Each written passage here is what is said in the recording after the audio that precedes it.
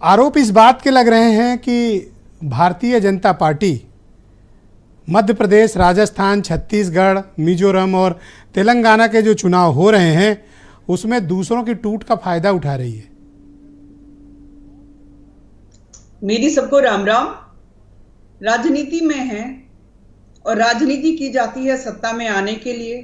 अगर कोई टूट रहा है तो वो अपने गिरेबान में झांके, भारतीय जनता पार्टी के ऊपर आरोप नहीं लगाए।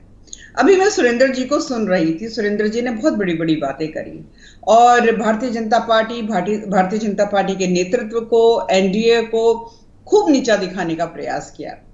तो मैं यही कह सकती हूँ ना कि अहंकार में तीनों गए, बजबुद्धि और वंश, ना मानो तो देख लो कौरव, रावण और कंस। तो ये जो घमंड है ना इनका, तो इसीलिए हम लोग बोलते हैं घमंडिया अलायंस है, ये टूटेगा और टूटने भी लगा है।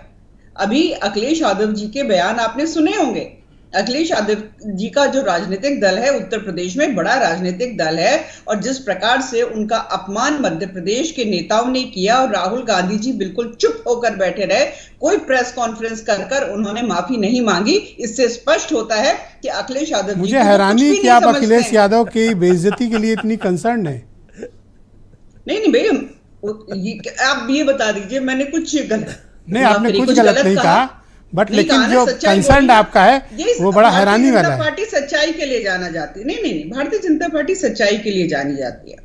अभी मैं सुन रही थी शरद जी, सुरेंद्र जी, और अभी जो हमारे आरएलडी के भाई हैं जाखड़ साहब, अब वो भी शुरू हो जाएंगे, आम आदमी पार्टी वाले भी शुरू हो जाएंगे। हम सब एक हैं, हम सब एक हैं, एकता जिंदाबाद, एकता जिंदाबाद। इनकी हालत मैं बताती हूँ ब्रिजेश जी क्या है, जो कि काफी रेस्टोरेंट्स में हमने देखा है।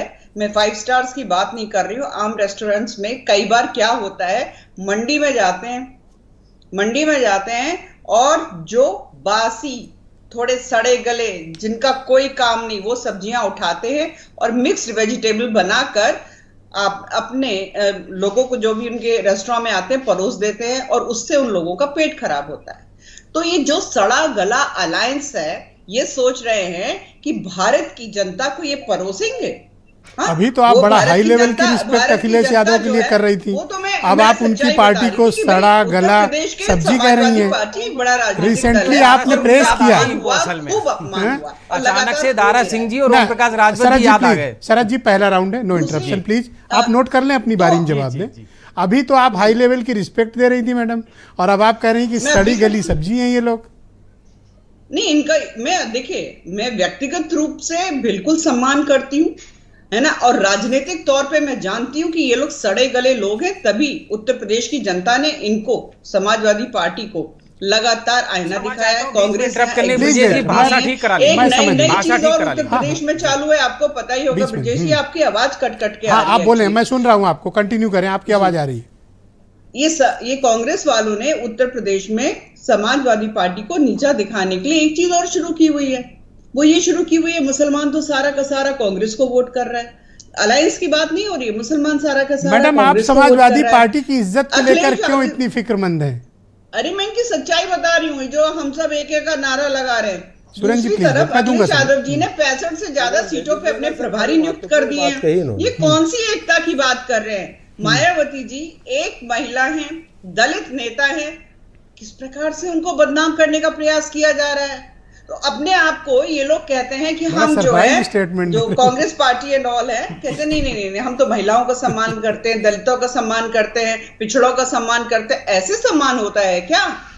सम्मान आपने सबकी इज्जत पर कंसर्न शो किया, लेकिन आपको ये भी समझना चाहिए कि राष्ट्रीय लोकदल को भी एक सीट ही मिली, सिर्फ उनकी इज्जत का कंसर्न कौन रखेगा? देखिए, बेचारी आरएलडी का तो हाल इतना बुरा कर दिया। मैं बताऊं, मैं चौधरी चरण सिंह जी जो हैं वो किसान मसीहा कहलाए जाते हैं। वो किसी एक क्षेत्र या किसी एक जाति के नेता नहीं थे, वो महान नेता थे, और इस राजनीतिक दल ने उनको समेट कर एक जाति का नेता बना दिया उस पार्टी को। हाँ, और फिर कहते हैं चौधरी चरण सिंह जी का और कोई नाम नहीं लेगा, केवल हम नाम लेंगे। आपने एक जाति का नेता इस राजनीतिक दल को बनाकर, और वो जो जाति है वो भी आपके साथ नहीं खड़ी हुई है, वो भी भारतीय जनता पार्टी के साथ खड़ी हुई है। आंकड़े बताते हैं। तो आरएलडी तो बिन पैंदी का लोटा है, किधर भी लुढ़क सकते हैं। तो अरे इसलिए सबकी जब इज्जत का ध्यान रखा था तो उनकी भी रख लेते हैं। ऐसा क्या उन्होंने आपका नुकसान कर दिया। मैं रोहित जाखड़ को आमंत्रित करता हूं, राष्ट्रीय लोकदल के प्रवक्ता हैं, काफी देर से